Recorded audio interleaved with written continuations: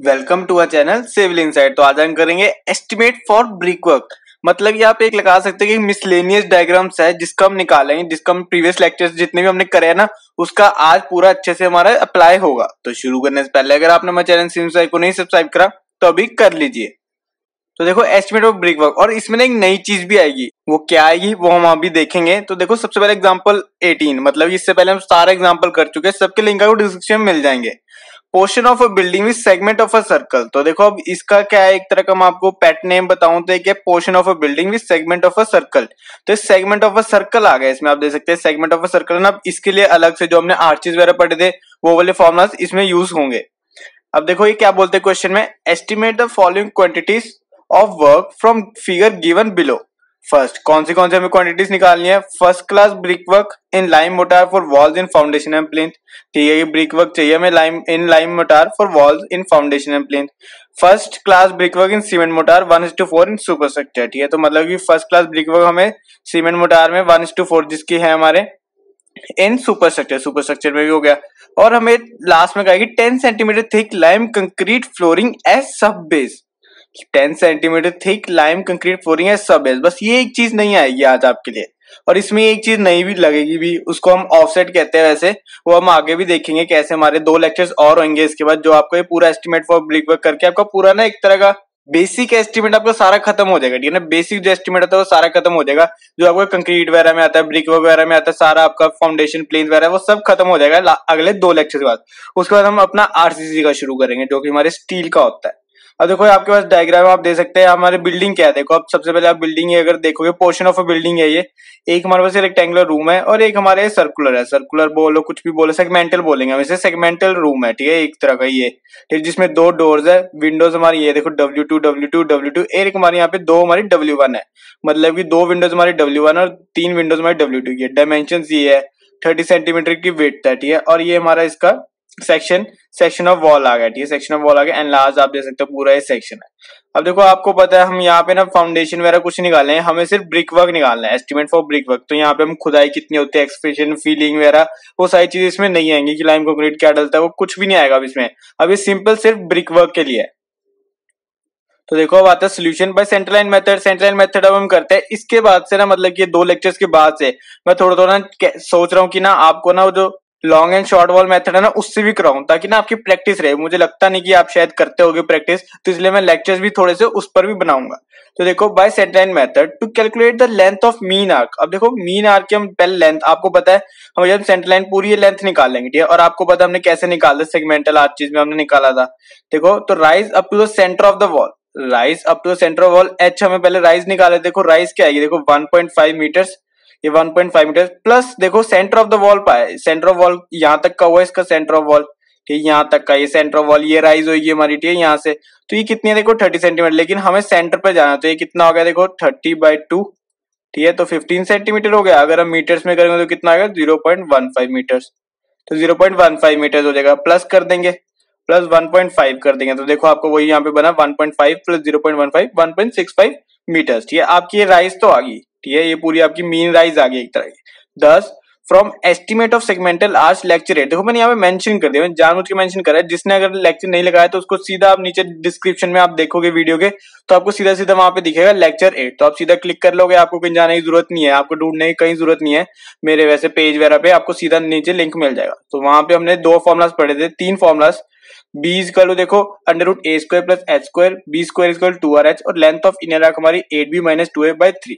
ठीक है, देखो बी के तो यहाँ पे सीधा सीधा फॉर्मुला है। ठीक है, बी के तो आपको यहाँ पे सीधा सीधा फॉर्मुला है, हम डाल देंगे। लेकिन अब इसमें देखो ए नहीं पता, एच लग गया पता, एच लग गया पता। ठीक है, अब यहाँ पे देखो बी हम निकाल लेंगे, और ए नहीं पता। देखो ए आपको पता है स्पैन होता है, ए हमारा यहाँ पे क्या होता है, देखो आपको पता है स्पैन होता है। स्पैन हमारा यहाँ पे क्या है, अगर मैं यहाँ पे लिखूं आपको, देखो स्पैन हमारा क्या होता है 2a, हम 2a से लिखते हैं उसे, नोटेशन हमारी क्या होती है 2a होती है। तो यहाँ पे स्पैन हमें देखो यहाँ पे पूरी कितनी दी हुई है, इसकी स्पैन कितनी दी है 5 मीटर्स।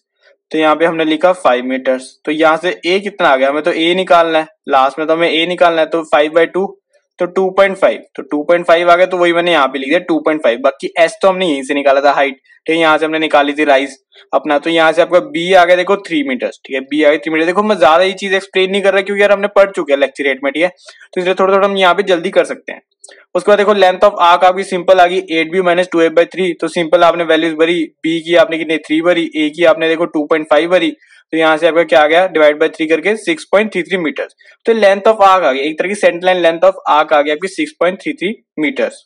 अब देखो अब लेंथ ऑफ सेंटर लाइन, ठीक है, ये मतलब कि नॉर्मल लेंथ आई थी, सेंटर लाइन ये 6.33 मीटर आपकी पूरी लेंथ आ गई, ये यहाँ से यहाँ तक की, ये यहाँ से यहाँ तक की, ये पूरी लेंथ आपकी निकल की, ठीक है, ये भी एक बार हम लेंगे, बाद में हम इसको माइनस कर देंगे, एक बार ये आपकी पूरी आ गई, ठीक है, ये आपकी पूरी आ गई 6.33 मीटर्स, ठीक है। उसके बाद देखो अब आते हैं लेंथ ऑफ सेंटर लाइन। अब हम सारे सेंटर लाइन, क्योंकि सेंटर लाइन मेथड से कर रहे हैं तो अब शॉर्ट वॉल लॉन्ग वॉल वाली तो चीज आई नहीं इसमें, तो सीधा सीधा देखो कर्व फ्रंट की, सिर्फ आप फ्रंट की कर्व की, सिर्फ इसकी आपकी देखो सेंटर लाइन क्या आएगी, देखो यहाँ तक का तो आपको पता है, यहाँ तक का तो आपको पता है कि कितनी हमने निकाली थी अभी 6.33, लेकिन हमें तो सेंटर लाइन निकालनी है, हमें यहाँ तक पहुंचना है, यहाँ तक सेंटर तक पहुंचना है हमें यहाँ तक, तो यहाँ पे देखो कितना आएगा, देखो ये कितनी है हमारी, ये यहाँ से लेके ये विड्थ कितनी है 30 है, ये हमारी कितनी है 30 सेंटीमीटर है, मतलब 0.3, तो हमें हाफ तक आना है, तो 0.15, यहाँ से 0.15 ऐड हो जाएगा, तो वही मैंने यहाँ पे चीज लिखे, देखो 6.33 प्लस 2 इंटू 0.3/2, वही चीज होगी, यहाँ पे 0.15 भी बना, तो इक्वल टू यहाँ पे देखो 6.63 मीटर आपका आ गया। तो मतलब कि आपकी centre line length for curved area जो हमारे सेगमेंटल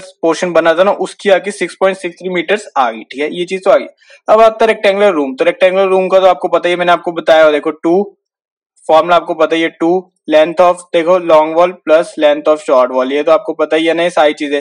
देखो 2 देखो सेंटर लाइन लेंथ आपकी देखो कितनी आएगी इसके लिए 5 के लिए 5 मीटर्स के लिए देखो कितनी आएगी 30/2, 2 इंटू 30/2, 2 इंटू 30/2, ये इधर इसकी आ जाएगी, और इसकी 4.5 इंटू 4.5 प्लस 2 इंटू 30/2, तो वही चीज हमारी यहाँ पे होगी, देखो वही 0.3 हमने मीटर्स में कर दिया, यहाँ पे 0.3 मीटर्स में कर दिया, 20.2 मीटर्स हमारी यहाँ पे आ गई। तो टोटल हमारी देखो अब कितनी लगी, देखो टोटल कैसे आ जाएगी, देखो ये चारों की आ गई और सिर्फ ये रहेगी थी हमारी, ठीक, ये हमने निकाल ली थी पहले, और ये हमने चारों की निकाल ली है, चारों वॉल्स की, तो यहाँ से हमारा क्या आ गया टोटल 26.83 मीटर्स।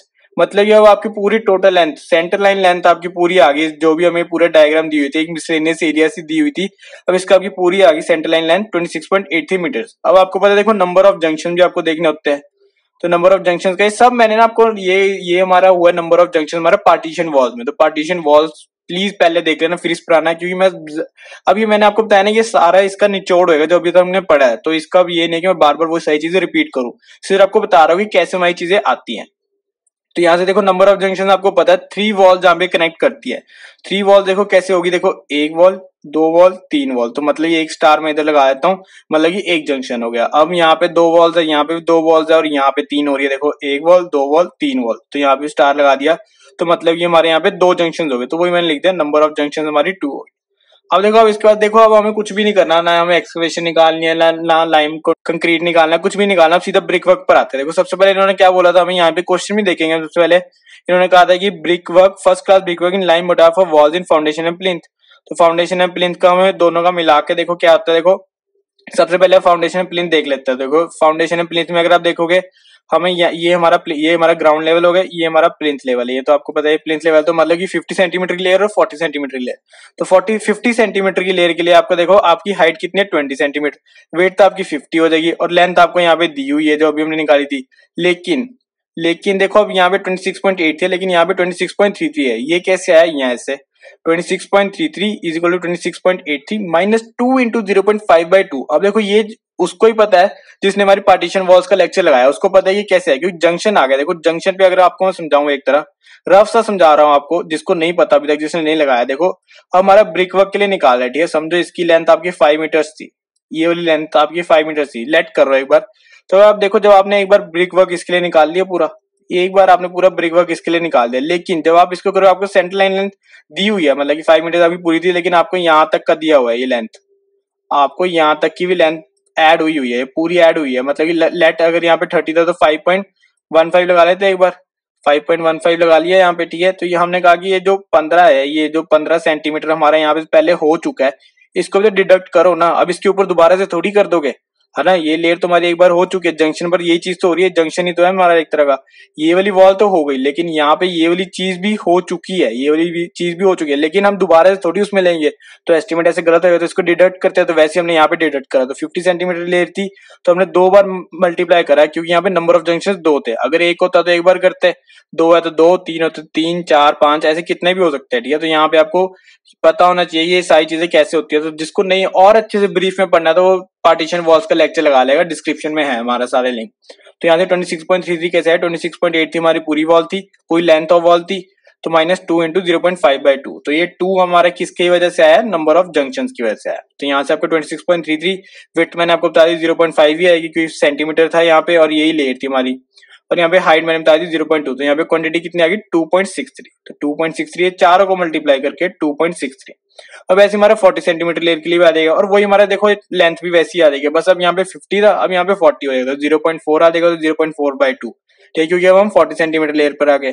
तो ये चीज होगी। अब विड्थ भी आपको पता है 40 सेंटीमीटर लेयर है तो 0.4 होगी, और आपकी हाइट में यहाँ पे दिखाया तो 90 कैसे आई आपकी यहाँ पे 60 और ये +30, ठीक है, 60 + 30 हमारी 90 आई। तो यहाँ पे आपने 0.9 आया, तो चारों को आपने ये चीजों को मल्टीप्लाई करा तो 9.51, और दोनों के इनको ऐड करा तो हमारा टोटल क्या है 12.14 क्यूबिक मीटर। मतलब कि कितना वॉल्यूम आपको यहाँ पे ब्रिक वर्क चाहिए फाउंडेशन एंड प्लिंथ में, हमें चाहिए 12.14 क्यूबिक मीटर, ठीक है, ये चीज तो हमारी होगी।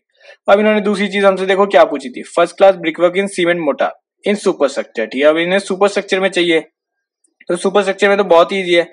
तो देखो अब देखो 1 एक बार ही नहीं करनी है ब्रिक वर्क, सब में एक बार ही होगी ब्रिक वर्क, तो 26.53। अब ये कैसे है, वही हमारा जंक्शन वाला देखो 26.83 पूरा था, ठीक है। अब यहाँ पे अब आप देखोगे तो 30 सेंटीमीटर की ले रहा है, तो 30 सेंटीमीटर एक बार यहाँ पे भी हो चुका है, यहाँ पे भी हो चुका है, तो दोनों तरफ से हम माइनस करेंगे, ठीक है, हाफ ऑफ माइनस करेंगे क्योंकि हाफ ही हुआ था। तो यहाँ पे 26.83 - 2 इंटू 0.3/2, तो 26.83 - 2 इंटू 0.3/2, तो यहाँ से हमारा 26.53 आ गया।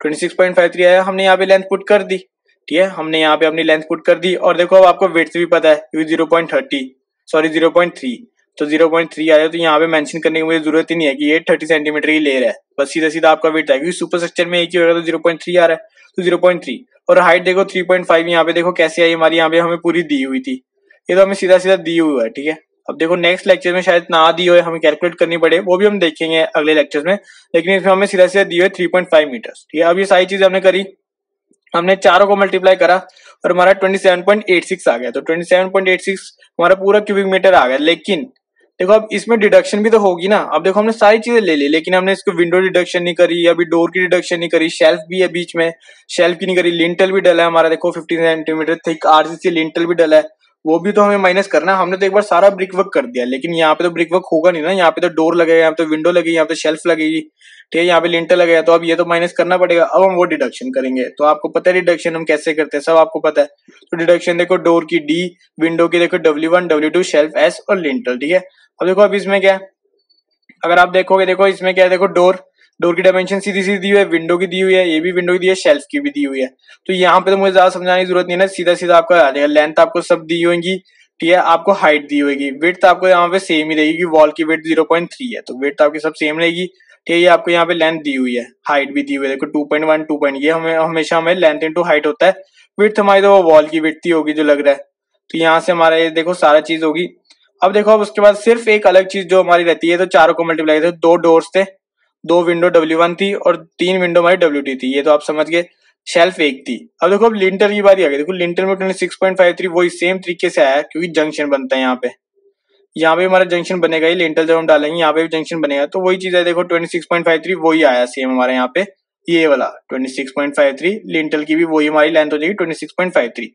आपकी देखो यहाँ पे वेट कितनी हो जाएगी 0.3 सेम रहेगी, और आपकी हाइट की देखो यहाँ पे दी हुई है, ठीक है, हाइट बोल गया, हाँ हाइट हमें यहाँ पे कितनी दी है 15 सेंटीमीटर, तो हाइट 15 सेंटीमीटर तो 0.15, तो 0.15 तो आपका ये आया। तो ये सारी चीजें आ गई, लेकिन ये सारी किस चीज में हमारी ये नेगेटिव में, क्योंकि हमें डिडक्शन करनी है, तो डिडक्शन का मतलब ही हमारा नेगेटिव होता है। तो यहाँ पे मैंने लिख दिया था यहाँ पे नेगेटिव 6.36 नेगेटिव, तो 27.86 में हम 6.36 निकालें तो 20.75 क्यूबिक मीटर हमारे यहाँ पे आ जाएगा, ठीक है। अब देखो ये तो सारा ब्रिक वर्क निकल गया। अब ठीक है, ये तो बहुत इजी था ना ब्रिक वर्क, क्योंकि हमने ब्रिक वर्क करते ही आ रहे, तो ब्रिक वर्क तो आपको पता है। अब लेकिन अब नेक्स्ट चीज जो हमारी सबसे मुश्किल है, मुश्किल नहीं कहूंगा मैं, थोड़ी सी अलग है जो अभी तक हमने नहीं पढ़ा। देखो इतने लेक्चर्स हो गए, तकरीबन 14 लेक्चर हो गए, 15th लेक्चर है, तो 15 लेक्चर तक हमने ये चीज पढ़ी नहीं कि जब हमारी देखो 10 centimetre thick lime concrete flooring है, सब बेस हो रही है, ठीक है। पहले तो मैं आपको देखो सब बेस हो रही है, तो देखो अब इसमें क्या आएगा, सब बेस का मतलब ये क्या हुआ, देखो अब आपका देखो 40 सेंटीमीटर ये जो हमारे यहाँ पे ऐसी चीज बनेगी, अगर मैं आपको बड़ा बना के दिखाता हूँ यहाँ पे कहीं, तो अब देखो एक हमारी ऐसे बना है, एक हमारे 30 सेंटीमीटर लेयर, ठीक है, ये हमारी है 40 सेंटीमीटर, ये थोड़ी बड़ी मैंने जानबूझ के दिखाई है। ये हमारी देखो ये कितनी है, ये हमारी 30 सेंटीमीटर लेयर, और देखो ये 40 सेंटीमीटर लेयर, ठीक है, ये हमारी 40 सेंटीमीटर लेयर यहाँ से होगी। अब देखो अब क्या आएगा, जो हमें देखो ये लेंथ दी है 5 मीटर्स, ठीक है, ये जो हमें लेंथ दी है 5 मीटर्स, ये जो हमें लेंथ दी है ना 5 मीटर्स, यहाँ पे मैंने लिखा नहीं, चलो मैं समझा ही देता हूँ फिर अच्छे से, मुझे लगा यहाँ पे मैंने शायद लिखा हो, वो शायद मैंने नेक्स्ट लेक्चर में लिखा था। तो देखो अब इसमें क्या है कि जो हमें यहाँ पे दी हुई है 5 मीटर्स, ठीक है, ये हमें जो 5 मीटर दी है देखो 30 सेंटीमीटर लेयर के साथ लगती है, मतलब कि ये हमारी जो 5 मीटर्स है ये हमारी यहाँ से लगती चल रही है, ठीक है, 30 जो हमारी 5 मीटर्स है ये हमारी यहाँ पे 30 सेंटीमीटर पर लगते चल रही है, ठीक है। लेकिन हमें देखो सब बेस बोला है, हमें बोला फ्लोरिंग करनी है, लाइम कंक्रीट फ्लोरिंग करनी है सब बेस की, मतलब आप दे सकते हैं जो हमारा सब बेस है वो यहाँ पे 40 सेंटीमीटर लेयर के साथ जस्ट लग रहा है, फिर हम बोलो ना ये 40 सेंटीमीटर लेयर के साथ है, ये हमारा यहाँ पे ये चीज हमने करनी है 10 सेंटीमीटर थिक की ना, तो देखो 40 सेंटीमीटर लेयर के साथ लग रहा है, तो यहाँ से हमें ये चीज करनी है, हमें ये चीज हमें यहाँ पे करनी है, ये हमारा 10 सेंटीमीटर थिक है हमारा lime concrete flooring, lime concrete flooring हमारी ये चीज हो रही है। लेकिन अब देखो आपको 5 मीटर पूरी दी हुई है, तो हम इसको देखो क्या कहेंगे, देखो सबसे पहले तो आप ये देखोगे ये 40 है 30 है, हमें तो ये लेंथ हम माइनस करनी पड़ेगी है ना भाई, 5 मीटर से ये लेंथ माइनस करनी पड़ेगी। अगर आपने पूरी ले ली तो मतलब कि आप ऊपर कर रहे हो, ऐसा तो है नहीं, सब बेस में कर रहे हो तो यहाँ पे, और डायग्राम में भी आपको क्लियरली दिया हुआ है। तो इसमें देखो क्या होता है, पहले तो हम देखो 30 और 40, हमें पहले दोनों की लेंथ देखो कितनी आएगी, देखो ये 30 हो जाएगा, ये पूरा 40, तो मतलब कि आपका ये देखो कितना है 10 का डिफरेंस रह गया, 10 सेंटीमीटर का आपको यहाँ पे डिफरेंस रह गया, और 10 सेंटीमीटर देखो कैसे डिवाइड होगा, 5 इधर 5 इधर, ठीक है, 5 सेंटीमीटर आपका इधर है, 5 सेंटीमीटर आपका इधर है, ये पूरा सेंटर पे लगा हुआ है, यहाँ से आपको पता चलता है पूरा सेंटर में है, ठीक है, सारी चीजें ऐसी होती है। अगर ये 50 है तो यहाँ पे भी 5 रहेगा, यहाँ पे भी 5 रहेगा, ठीक है, तभी आपका ये पूरा ये 40 आपका डिडक्ट होगा, ठीक है, ये चीज आपकी ऐसी सेम होगी। तो 30 और 40 आपका ये चीज है ना। अब इसे हम चीज को क्या कहते हैं, ऑफसेट कह देते हैं, मैंने कहा था ना बाद में समझाऊंगा। अब इस चीज को हम ऑफसेट कह देते हैं कि ये ऑफसेट जो यहाँ पे हुआ ना, थोड़ा सा ऑफसेट जो यहाँ पे बन गया, ये 5 सेंटीमीटर जो ऑफसेट बन गया, ये हमें डिडक्ट करना है, क्योंकि यार जो 5 मीटर है वो हमारी जो ऊपर वाली के लिए 30 सेंटीमीटर लेयर के लिए, लेकिन 40 सेंटीमीटर की लेयर के लिए हमने अलग से निकालनी है, ठीक है, 40 सेंटीमीटर के लिए हमने अलग से निकालनी है। तो 40 सेंटीमीटर के लिए देखो यहाँ से ऑफसेट माइनस करना पड़ता है, इसे हम बस ये बोल देते हैं, आप ऑफसेट लिख सकते हो, ठीक है, सीधा सीधा आप यहाँ पे जब आप लिखोगे ना एक्सप्लेनेटरी नोट्स में आप ऑफसेट लिख दोगे। मैंने शायद यहाँ पे नहीं लिखा, मैं यहाँ पे भूल गया, तो इसलिए मैंने पहले नीचे आया था तब मैंने देखा यहाँ पे नहीं लिखा हुआ, तो इसलिए मैंने आपको अच्छे से समझा दिया कि ऑफसेट बोलोगे डेट इज ऑफसेट, ठीक है, आप सीधा बोल दोगे। इसको आप क्या करोगे, देखो 5 मीटर माइनस यहाँ पे क्या आएगा 0.05 माइनस 0.05, ठीक है, 2 बार माइनस होगा। अब ये 2 बार का क्यों होएगा, मतलब आपका 5 मीटर माइनस 0.1 हो जाएगा, तो आपका यहाँ पे 4.9 रह जाएगा, तो यहाँ पे आपका 4.9 रह जाएगा। अब ये 2 बार क्यों है, अब मैं बताता हूँ 2 बार क्यों हुआ, एक बार इस साइड से हुआ, एक बार इस साइड से हुआ, है ना, 5 मीटर तो पूरा है, एक बार इस साइड से हुआ, एक बार इस साइड से हुआ, फिर ऐसे भी आओगे तो एक बार इस साइड से होगा, एक बार इस साइड से होगा, इसमें भी ऐसी होएगा, इसमें भी ऐसी होएगा, ठीक है ना, कि जो 1.5 मीटर है इसमें भी ऑफसेट कटेगा, इसमें भी ऑफसेट कटेगा, तो बस सिंपल है। अब ऑफसेट को तो अगर आपको ये चीज समझ आ गई, चलो मैं कहता हूँ यार अभी भी आपको ये समझ नहीं आई, कोई बात नहीं, एक बार ये देख लो, एक दिन छोड़ के जब मैं अपना नेक्स्ट लेक्चर डालूंगा ना उसमें भी ऑफसेट आएगा, उसमें मैंने एक्सप्लेन नोट्स में जरूर लिखा होगा, एक्सप्लेन नोट्स में उसमें मैंने लिखा है कि आपका ये ऑफसेट आता है, तो उसमें आपको और अच्छे समझ आएगा। लेकिन बाकी जो समझने वाली चीज है ना वो बस यही थी कि ये हमारे 30 है 40 है, लेकिन हमें 5 मीटर इसकी दी हुई है, मैं पूरा रिपीट कर रहा हूँ अच्छे से, 5 से। अब इसका हमने पूरी लेंथ निकालनी है, इसकी हमने माइनस करनी है, ठीक है, तभी आपकी फ्लोरिंग, ये जो हमारी फ्लोरिंग डल रही है ये वाली, हमें पूरी इसकी लेंथ निकालनी है, ठीक है, हमें पूरा ऊपर का पता है। हमें ऑफसेट कैसे निकाल लिया, ये 30 है 40 है, मतलब ये 10 का डिफरेंस है, 5 हमने इस तरफ कर दिया, 5 हमने इस तरफ, क्योंकि ये सेंटर में है, पूरी इक्वली है। अगर मैं कहता हूँ यार ये डायग्राम में अगर आपको दिखता तो यहाँ पे है, पूरी सीधी लाइन पर ही है, तो मतलब कि मैं कहता हूँ यहाँ पे ऑफसेट 10 है, लेकिन ये इक्वली है, तो 5 सेंटीमीटर इधर है, 5 सेंटीमीटर इधर, तो ऑफसेट यहाँ से हमने माइनस करा, लेकिन 2 बार होगा क्योंकि हमने दोनों साइड से करना है, कि फ्लोरिंग तो आपकी ऐसी डली ना पूरी डलेगी, तो आप दोनों तरफ से देखोगे पूरी लेंथ कितनी है, तो यहाँ से भी ऑफसेट आपका माइनस हुआ, यहाँ से भी हुआ, तो वही चीज मैंने यहाँ पे करी। आप देखना आप कैसे, आपको बहुत अच्छे समझ आएगा। देखो सेगमेंटल पोर्शन का सबसे पहले आप निकालोगे, अब इसमें तो पता है आपको एरिया निकलेगा, ठीक है ना, लेंथ इंटू ब्रेथ में करोगे, देखो लेंथ आपको दे देंगे, ब्रेथ दे देंगे, आप यहाँ पे लाइन कंक्रीट फ्लोरिंग कर दोगे, ठीक है, तो मतलब कि आपका स्क्वायर मीटर्स में आएगा। अब देखो area of segment of a circle का आपका क्या फॉर्मूला आता है, 2/3 of span and rise, 2/3 of span and rise. Approx हमारा यही चलता है, ठीक है। जब भी आप एस्टिमेट करोगे, अगर आपके पास कभी भी रियल लाइफ में भी आ गया, प्रैक्टिकल जब आप करोगे, सेगमेंटल पोर्शन आ गया, तो बस आप सीधे सीधे फॉर्मूला लगा सकते हो 2/3 of span and rise. 2/3 of span and rise, ये चीज आप लगा दोगे। देखो 2/3 आपने ये आ गया, इनटू में अब देखो क्या है आपका, देखो स्पैन एंड राइज। तो स्पैन आपका देखो मैंने बता दिया, देखो स्पैन आपका देखो क्या है 5 मीटर है, लेकिन यहाँ पे ऑफसेट माइनस होगा, तो यहाँ पे ऑफसेट माइनस होकर देखो 4.9 बना, तो यहाँ पे 4.9 आ गया, 4.9 आ गया। अब वैसे हमारा 1.5 था, तो हमारा कितना था 1.5 था। अब इसमें आप माइनस करोगे 0.05 माइनस 0.05, तो आपका यहाँ पे 1.5 माइनस 0.10, तो यहाँ पे 1.4 आ जाएगा, तो 1.4 आ गया। तो यहाँ से आपका देखो 1.4 चीज हमने यहाँ पे लिख दी, जो कि आपकी राइज है, तो 4.57। अब आपने इसको मल्टीप्लाई करा तो 4.57। ऐसे हमारा रेक्टेंगुलर रूम में भी आ जाएगा, रेक्टेंगुलर रूम में भी ऐसे आ जाएगा। देखो कैसे, रेक्टेंगुलर रूम में देखो 5 मीटर है, तो 5 इधर से 5 इधर, तो 4.9, और यहाँ पे हमारी 4.5 है। यहाँ पे हमारी ये लेंथ है, तो ये हमारी विड्थ कितनी है 4.5 है, तो 4.5 है, तो इसमें से भी 5 इधर से माइनस होगा, 5 इधर से माइनस होगा, तो 4.4 हो गया। तो वही चीज मैंने देखो यहाँ पे लिख दी 4.9 और 4.4, तो यहाँ से हमारा 21.56 आ गया। इन दोनों को ऐड कर दो 26.13 स्क्वायर मीटर। मतलब कि आपको 10 centimetre thick lime concrete flooring कितनी करनी है, कितना आपका एरिया यहाँ पे कवर करेगा, वो पूरा आपका ये 10 सेंटीमीटर थिक लाइम कंक्रीट, ये पूरी डायग्राम के लिए जो भी आपको पूरी दी हुई है, पोर्शन दिया हुआ है, कितना करेगा 26.13 स्क्वायर मीटर, 26.13 स्क्वायर मीटर, ठीक है ना। मतलब कि बस आपको अच्छे समझ आ गया, बस यही था कि ये लेक्चर था कि ब्रिक वर्क ही निकालना था, और आपको एक एक्स्ट्रा आइटम दे दी कि 10 centimetre thick lime concrete flooring कर दो आप। तो ये हमारा ऑफसेट है, ये बहुत इंपॉर्टेंट चीज है, ठीक है। कभी कभी ना वैसे पता क्या होता है, जब आपका डिटेल्ड एस्टिमेट होता है, डिटेल्ड एस्टिमेट में ये चीजें नहीं आती, कभी कभी आ भी जाती है, नहीं भी आती है, वो आप पर होता है कैसे होता है। लेकिन जो आपको देखो सिंपल ही क्वेश्चन एक ऐसे आ गया एग्जाम में, एस्टिमेट फॉर ब्रिक वर्क, यही सेम आ गया समझो, फिर तो आपको ये चीज निकालनी पड़ेगी ना, फिर तो इसलिए आपको ये पूरा कंसेप्ट आपको पता होना चाहिए। जो अब डिटेल में होता है ना, फिर तो क्या होता है कि चलो यार कहीं गलती भी हम गलत भी डाल दे, चलो हमें नहीं आता, फिर भी क्या होता है यार कभी कोई टीचर वगैरह देखता है शुरू में, हाँ भाई ठीक कर रहा है, तो मतलब सब उसको लगता है कि सारा सही होगा, तो कभी कभी ऐसा हो जाता है। लेकिन जब आपको ये सीधा सीधा क्वेश्चन ऐसा ही आ जाता है, तो आपको देखो ये करना पड़ेगा और आपको ये अच्छे से समझना ही पड़ेगा, ठीक है ना। तो ये हमारा ऑफसेट वाला ये चीज थी, और मैंने तभी कहा था कि इसमें आज एक नई चीज पढ़ेंगे। फिर भी अगर जिसको इस चीज नहीं समझ आ रही, अभी भी 2 और इसमें पढ़े हैं लेक्चर्स। आज हमने करे 15th लेक्चर करा 16 और 17 में ये चीज होगी। ऑल्टरनेट डेज पे मैं डालता जा रहा हूँ, तो ऑल्टरनेट डेज पे आपको ये लेक्चर्स आ जाएंगे, ठीक है। तो यही था आज का पूरा हमारा lecture, estimate for brick work, ठीक है। एक मिसलेनियस एरिया एक आ गई, अब इसमें 2 और है अलग अलग सी, ठीक है। एक में हेक्सागोनल भी बनता है, और एक में आप देखना और भी चीज बनेगी, ठीक है। तो बस यही था आज का हमारा पूरा लेक्चर। अगर आपको वीडियो अच्छी लगे तो प्लीज लाइक करना, शेयर करना, कमेंट करना, और हमारे चैनल सिविल साइंस को जरूर सब्सक्राइब करना। Thank you for watching.